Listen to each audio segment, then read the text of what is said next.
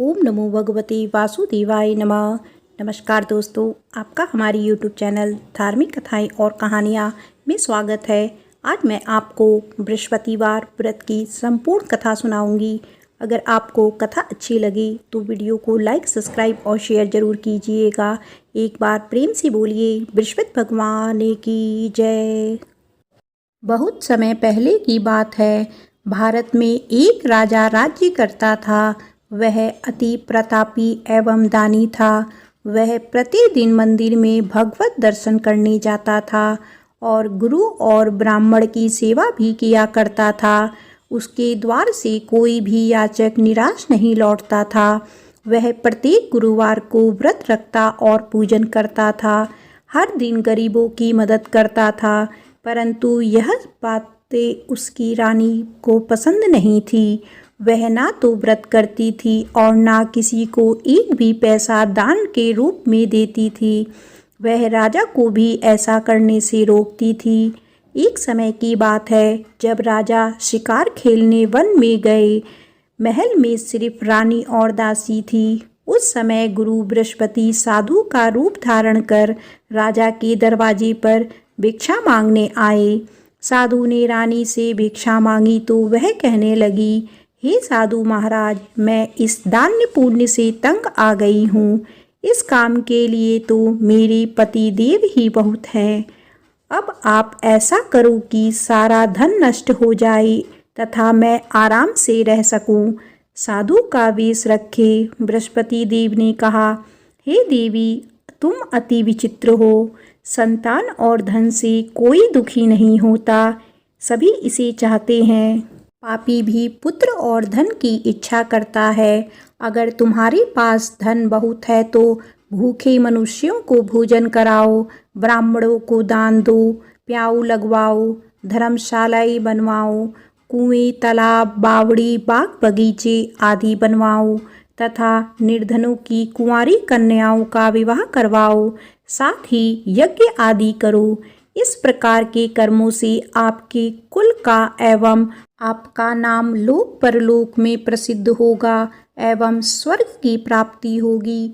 किंतु वह मूर्ख रानी साधु की इन बातों से खुश नहीं हुई।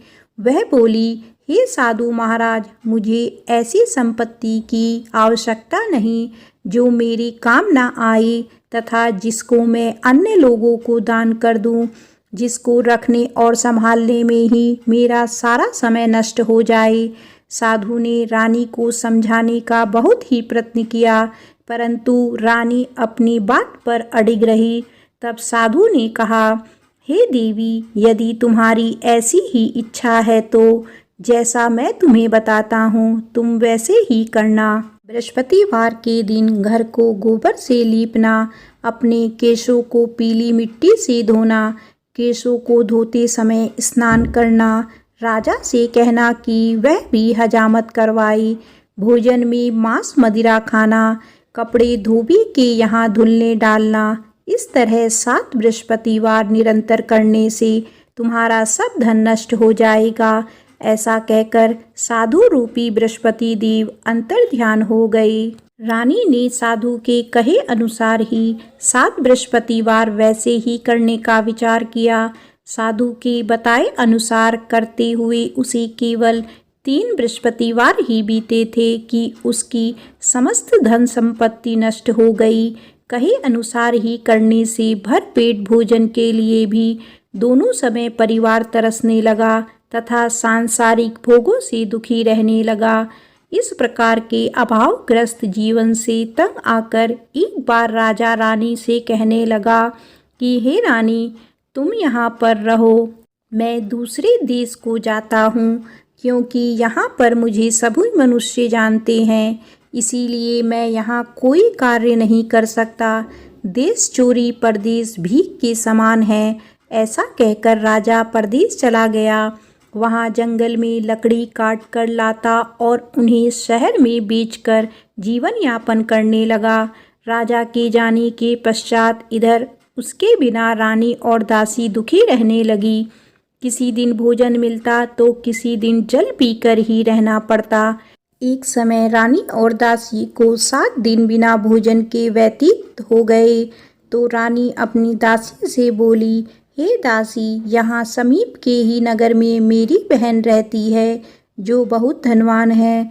तू उसके पास जा और वहाँ से 5 सेर भेजर मांग कर लिया, जिससे कुछ समय के लिए गुजर बसर हो जाएगी। दासी उसकी बहन के पास गई। बृहस्पतिवार का दिन था। रानी की बहन उस समय ध्यान मग्न होकर पूजा कर रही थी। दासी ने रानी की बहन से कहा, हे रानी, मुझे आपके पास आपकी बहन ने भेजा है, मुझे 5 सेर भेजर दे दो। दासी ने अपनी बात अनेक बार कही, परंतु रानी की बहन ने कोई उत्तर नहीं दिया, क्योंकि वह उस समय बृहस्पतिवार की कथा सुन रही थी। रानी की बहन से जब दासी को कोई अपेक्षित उत्तर नहीं मिला तो वह अति दुखी हुई। उसे क्रोध भी आया। लौटकर वह रानी से बोली, हे रानी, आपकी बहन बहुत धनी स्त्री है, परंतु वह अति घमंडी भी है। वह छोटे लोगों से बात भी नहीं करती। 5 सेर भेजर देने के लिए मैंने उससे बहुत बार कहा, परंतु उसने कोई उत्तर नहीं दिया। इस प्रकार मुझे निराश एवं खाली हाथ लौटना पड़ा। रानी बोली, हे दासी, इसमें मेरी बहन की किसी प्रकार का कोई दोष नहीं है।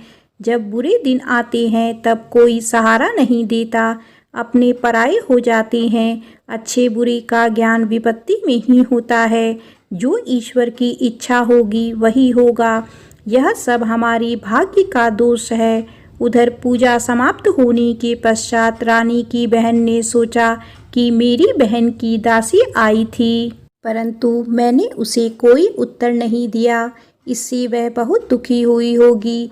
कथा सुनकर तथा विष्णु भगवान का प्रसाद ग्रहण कर वह अपनी बहन के घर आई तथा बोली, हे बहन, मैं बृहस्पतिवार का व्रत कर रही थी। तुम्हारी दासी आई, परंतु कथा समाप्त होने से पूर्व ना उठते हैं और ना ही बोलते हैं, इसीलिए मैं नहीं बोली। बताओ दासी, किस कार्य से मेरे पास गई थी? रानी बोली, बहन, हमारे घर अनाज नहीं था तथा राजा परदेश गए हुए हैं। वैसे तुमसे कोई बात छिपी नहीं है, इस कारण मैंने दासी को तुम्हारे पास 5 सेर भेजर लेने के लिए भेजा था। इस पर रानी की बहन बोली, हे बहन, बृहस्पति भगवान सबको मनवांछित फल देते हैं। देखो, शायद तुम्हारे घर में किसी कोने में अनाज रखा हो। यह सुनकर रानी की बहन की बातें से विस्मित होकर दासी घर के अंदर गई तो वहाँ उसे एक घड़ा भेजर का भरा मिला। उसे बड़ा ही आश्चर्य हुआ, क्योंकि उसके अनुसार घर का एक एक बर्तन अन्न से खाली था। उसने बाहर आकर रानी को सारा वृत्तांत सुनाया। दासी अपनी रानी से कहने लगी, हे रानी, देखो, वैसे भी हमको जब अन्न नहीं मिलता तो वह भी व्रत समान ही है। अगर इनसे व्रत की विधि तथा कथा पूछ ली जाए तो बृहस्पतिवार का व्रत हम भी किया करेंगे। और फिर दासी के कहने पर रानी ने अपनी बहन से बृहस्पतिवार व्रत पूजन विधि एवं नियमों के बारे में विस्तार से पूछा। उन्होंने बताया, जो बृहस्पतिवार के व्रत में चने की दाल और मुनक्का से विष्णु भगवान का केले की जड़ में पूजन कर दीपक जलाता है, पीला भोजन करता है, पीले वस्त्र धारण करता है तथा प्रेम पूर्वक बृहस्पति भगवान की कथा सुनता है, इस प्रकार करने से गुरु भगवान उस भक्त से प्रसन्न होते हैं, धन, अन्न, पुत्र देते हैं, मनवांछित मनोकामना पूर्ण करते हैं। व्रत एवं पूजन की विधि बताकर रानी की बहन अपने घर लौट गई। तत्पश्चात रानी और दासी दोनों ने निश्चय किया कि बृहस्पति देव भगवान का व्रत एवं पूजन जरूर करेंगे। 7 दिन पश्चात जब बृहस्पतिवार आया तो दोनों ने व्रत रखा। दासी घुड़साल में जाकर चना और गुड़ बीन लाई और उसकी दाल बनाकर केले की जड़ में विष्णु भगवान का पूजन किया। अब भोजन पीला कहाँ से आए, यह सोचकर दोनों बड़ी दुखी हुई, परंतु उन्होंने व्रत किया था, इसीलिए बृहस्पति भगवान उनसे प्रसन्न थे। एक साधारण व्यक्ति के रूप में वे 2 थालों में सुंदर पीला भोजन लेकर आए और दासी को देकर बोले, हे दासी, यह भोजन तुम्हारी और रानी के लिए है, तुम दोनों ही इसे ग्रहण करना। दासी भोजन पाकर अति प्रसन्न हुई और रानी से बोली, हे रानी, भोजन कर लो। रानी को भोजन के विषय में कुछ पता नहीं था, इसीलिए वह दासी से बोली, जा तू ही भोजन कर, क्यों तू व्यर्थ में हमारी हंसी उड़ाती है। दासी बोली, हे रानी, एक व्यक्ति भोजन दे गया है। रानी बोली, वह भोजन तेरे लिए ही दे गया है, इसीलिए तू ही भोजन कर। दासी ने कहा, हे रानी, वह व्यक्ति हम दोनों के लिए ही 2 थालों में भोजन देकर गया है, अतः मैं और आप दोनों ही साथ साथ भोजन करेंगी। दोनों ने गुरु भगवान का धन्यवाद एवं नमस्कार कर भोजन आरंभ किया। इसके बाद से दोनों प्रत्येक बृहस्पतिवार को गुरु भगवान का व्रत और पूजन करने लगी। बृहस्पति भगवान की कृपा से उन दोनों की भोजन एवं धन की कमी दूर हो गई, परंतु रानी फिर पुनः पहली प्रकार से आलस करने लगी। तब दासी ने कहा, हे रानी, आप पहले भी इसी प्रकार आलस्य करती थी। आपको धन संभालने एवं दान देने में कष्ट होता था, इसी कारण सभी धन नष्ट हो गया और हमारी ऐसी दुर्दशा हो गई। अब गुरु भगवान की कृपा से धन मिला है तो आपको फिर आलस हो रहा है।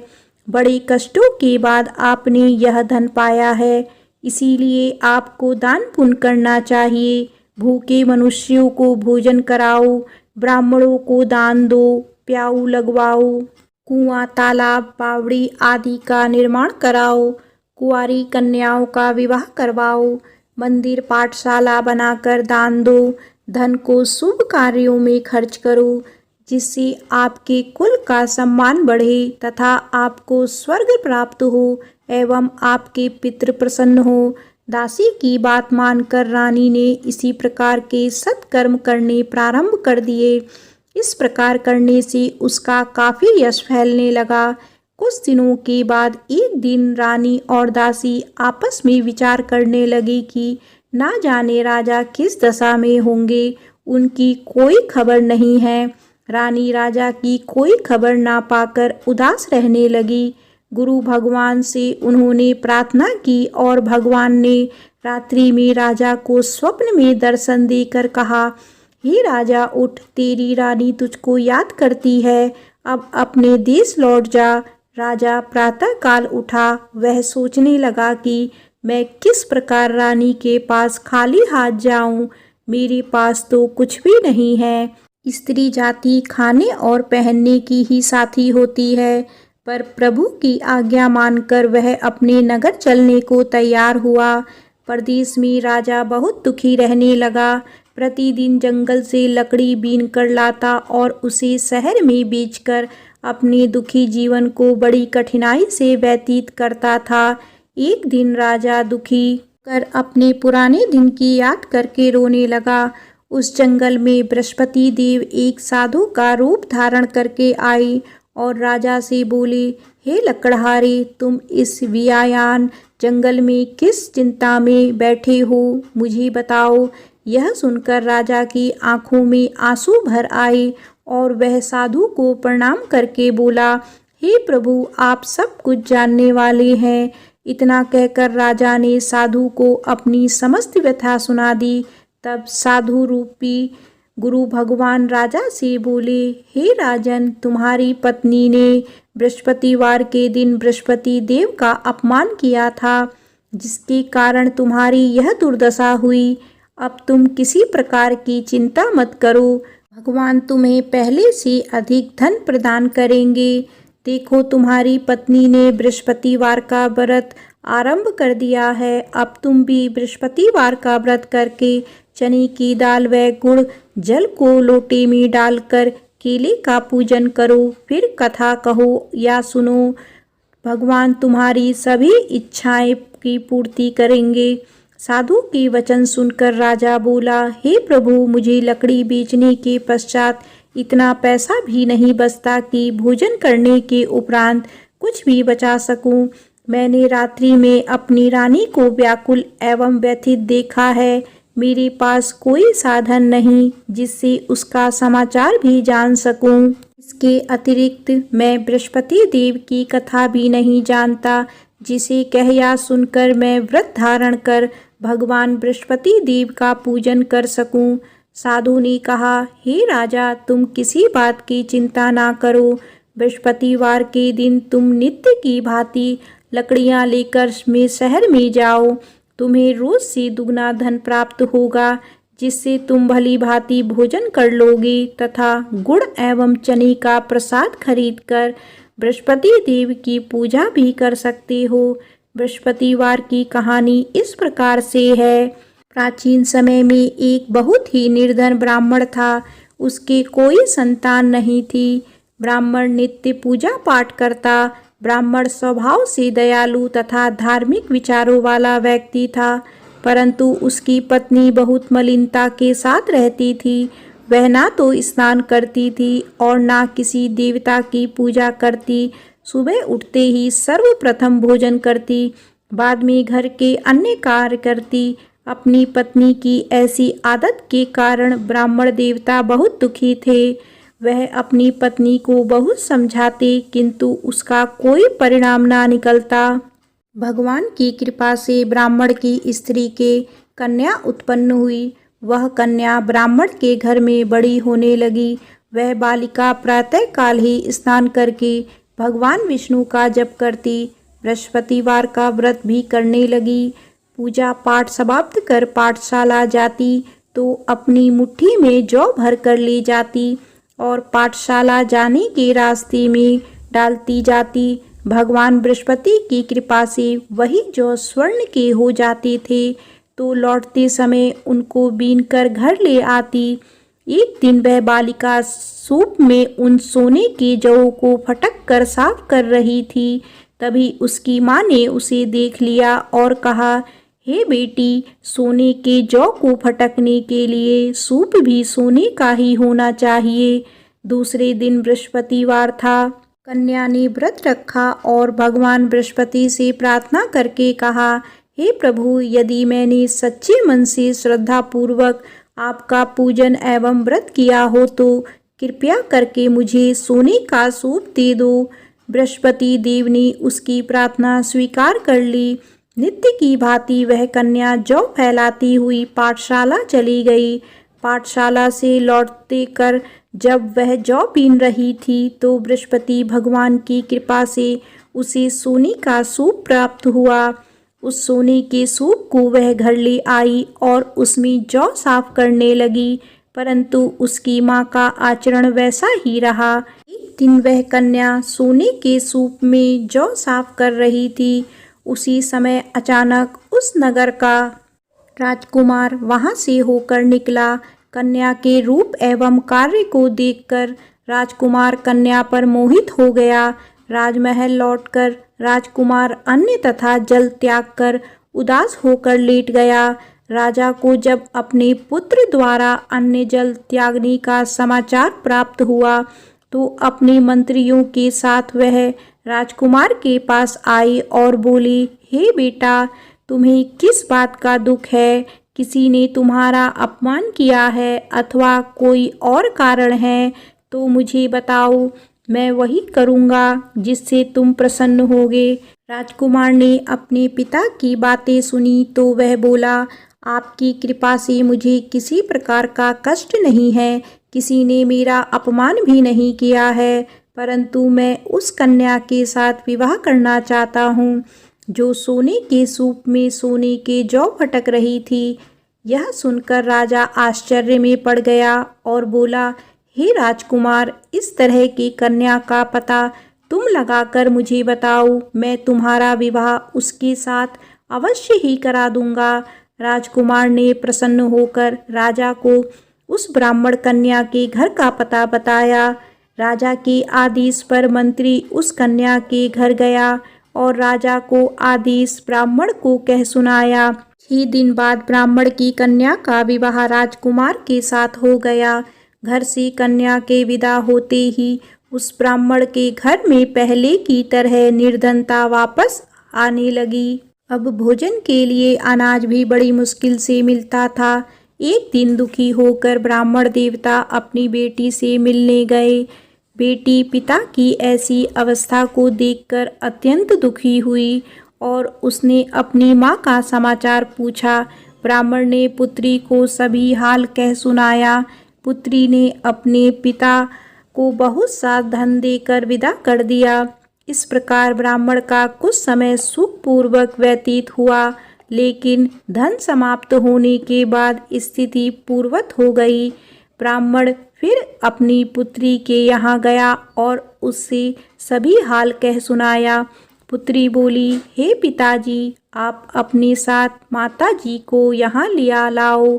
मैं उन्हें वह विधि बता दूंगी जिससे दरिद्रता दूर हो जाएगी। ब्राह्मण देवता अपनी पत्नी को साथ लेकर अपनी पुत्री के पास राजमहल पहुँचे तो पुत्री अपनी माँ को समझाने लगी, हे माँ, तुम सुबह उठकर सर्वप्रथम स्नान आदि करके भगवान विष्णु का पूजन किया करो तो सब निर्धनता दूर हो जाएगी। तो उसकी माँ ने उसकी एक ना मानी। वह सुबह उठकर सर्वप्रथम अपनी पुत्री के घर में बचा जूठन खा लेती थी। एक दिन उसकी बेटी को अपनी माँ पर बहुत गुस्सा आया। उसने उस रात को कोठरी में खाने का सारा सामान निकालकर अपनी माँ को उसमें बंद कर दिया। प्रातः कोठरी से अपनी माँ को निकालकर तथा स्नान आदि कराकर पूजा पाठ करवाया तो उसकी माँ की बुद्धि ठीक हो गई। इसके बाद वह प्रतिदिन पूजा पाठ करती और प्रत्येक बृहस्पतिवार को व्रत भी रखने लगी। इस व्रत के प्रभाव से उसकी माँ भी अत्यंत धनवान तथा पुत्रीवती हो गई और बृहस्पति देवता की कृपा से वृद्धावस्था में मृत्यु को प्राप्त कर स्वर्ग को गई। वह ब्राह्मण भी सुखपूर्वक इस लोक का सुख भोग कर स्वर्ग को प्राप्त हुआ। इस प्रकार कहानी कहकर साधु देवता वहाँ से अंतर्ध्यान हो गए। धीरे धीरे 6 दिन का समय बीत गया तथा बृहस्पतिवार का दिन आ गया। लकड़हारा रूपी राजा जंगल से लकड़ी काटकर किसी शहर में बेचने गया। आज उसे और उस दिनों से अधिक धन मिला। राजा ने चना, गुड़ आदि लाकर भगवान विष्णु का पूजन किया तथा बृहस्पतिवार का व्रत किया। उस दिन से उसके सभी कष्ट दूर हो गए, परंतु अगले बृहस्पतिवार को वह व्रत करना भूल गया। इसी कारण बृहस्पति भगवान उससे रुष्ट हो गए। उस दिन उस नगर के राजा ने विशाल यज्ञ का आयोजन किया तथा अपने समस्त राज्य में घोषणा करवा दी कि कोई भी मनुष्य अपने घर में भोजन ना बनाए और आग भी ना जलाए। सब लोग मेरे यहाँ भोजन करने आए। इस आज्ञा को जो नहीं मानेगा उसको सूली पर लटका दिया जाएगा। राजा की आज्ञानुसार राज्य के सभी निवासी राजा के भोज में सम्मिलित होने गए, परंतु लकड़हारा कुछ विलंब से पहुंचा। इसीलिए राजा उसको भोजन कराने अपने साथ महल में ले गए। जब राजा लकड़हारे को भोजन करा रहे थे तो रानी की दृष्टि उस खूंटी पर पड़ी जिस पर उसका 9 लखा हार लटका हुआ था। उसे खूंटी पर हार लटका दिखाई नहीं दिया। रानी को निश्चय हो गया कि मेरा हार इस लकड़हारे ने चुरा लिया है। उसी समय रानी की जिद पर राजा ने सैनिक बुलवाकर लकड़हारे को जेल में डलवा दिया। जेल खाने में बंद वह लकड़हारा बहुत दुखी होकर विचार करने लगा कि ना जाने कौन सी पूर्व जन्म के कुकर्म से मुझे यह दुख प्राप्त हुआ है। जेल में बंद लकड़हारा भगवान बृहस्पति को याद करने लगा। तत्काल बृहस्पति देव साधु के रूप में प्रकट हो गए और उसकी दशा देखकर कहने लगे, अरे मूर्ख, तूने बृहस्पतिवार को बृहस्पति देव की कथा एवं व्रत करना भूल गया, इसी कारण तुझे यह दुख प्राप्त हुआ है। अब किसी प्रकार की चिंता मत कर। बृहस्पतिवार के दिन जेल खाने के दरवाजे पर तुझे 50 पैसे पड़े मिलेंगे। तुम उन पैसों से प्रसाद मंगाना, भगवान बृहस्पति का पूजन एवं कथा कहना, कथा का प्रसाद स्वयं भी ग्रहण करना तथा दूसरों को भी कराना। इस प्रकार करने से तुम्हारे सभी कष्ट दूर हो जाएंगे। अगले बृहस्पतिवार राजा को जेल के दरवाजे पर पैसे मिले। राजा ने पूजा का सामान मंगवाकर कथा कही और प्रसाद बांटा। उसी रात बृहस्पति देव ने उस नगर के राजा को सपने में दर्शन देकर कहा, हे राजा, तूने जिस आदमी को जेल खाने में बंद कर रखा है वह निर्दोष है, वह राजा है, उसे छोड़ दो। रानी का नौलखा हार उसी खूंटी पर लटका हुआ है। अगर तू ऐसा नहीं करेगा तो मैं तेरी राज्य को नष्ट कर दूंगा। राजा सुबह उठा और खूंटी पर हार लटका देखकर लकड़हारे को बुलाकर उससे क्षमा याचना की तथा राजा के योग्य सुंदर वस्त्र आभूषण भेंट करके उसे विदा किया। बृहस्पति देव की आज्ञानुसार राजा अपने नगर को चल दिया। जब वह नगर के निकट पहुंचा तो उसे बहुत आश्चर्य हुआ। वहां पहले से अधिक तालाब, बाग और कुएं तथा बहुत सी धर्मशालाएं, मंदिर आदि बने हुए थे। राजा ने जब नगरवासियों से पूछा कि यह बाग, तालाब, धर्मशालाएं एवं कुएं किसके द्वारा बनाए गए हैं, तब नगर के सब लोग कहने लगे कि यह सब रानी और दासी द्वारा बनाए गए हैं। राजा को बहुत आश्चर्य हुआ और क्रोध भी आया। जब रानी ने यह खबर सुनी कि राजा आ रहे हैं तो उसने दासी से कहा, हे दासी, देख, राजा हमें अति दीन अवस्था में छोड़ गए थे। वह हमारी ऐसी हालत देखकर कहीं द्वार से ही ना लौट जाएं, इसीलिए तू द्वार पर खड़ी हो जा। रानी की आज्ञानुसार दासी दरवाजे पर खड़ी हो गई। जब राजा आई तो उन्हें अपने साथ महल में लिवा लाई। तब राजा ने क्रोध करके अपनी तलवार निकाली तथा रानी से पूछा, बताओ, धन तुम्हें कैसे मिला, किस प्रकार प्राप्त हुआ? तब रानी ने कहा कि हमें यह सब धन बृहस्पति देव के व्रत के प्रभाव से प्राप्त हुआ है। अब राजा ने निश्चय किया कि 7 दिन बाद तो सभी बृहस्पति देव का पूजन करते हैं, परंतु मैं प्रतिदिन में 3 बार कथा कहा करूँगा तथा नित्य व्रत किया करूँगा। अब हर समय राजा के दुपट्टे में चने की दाल बंधी रहती तथा दिन में 3 बार वह कथा कहता। ऐसे ही एक दिन राजा ने विचार किया कि चलो अपनी बहन के यहाँ हो आवे। ऐसा निश्चय कर राजा घोड़े पर सवार होकर अपनी बहन के यहाँ चल दिया। मार्ग में उसने देखा कि कुछ आदमी एक मुर्दे को लिए जा रहे हैं।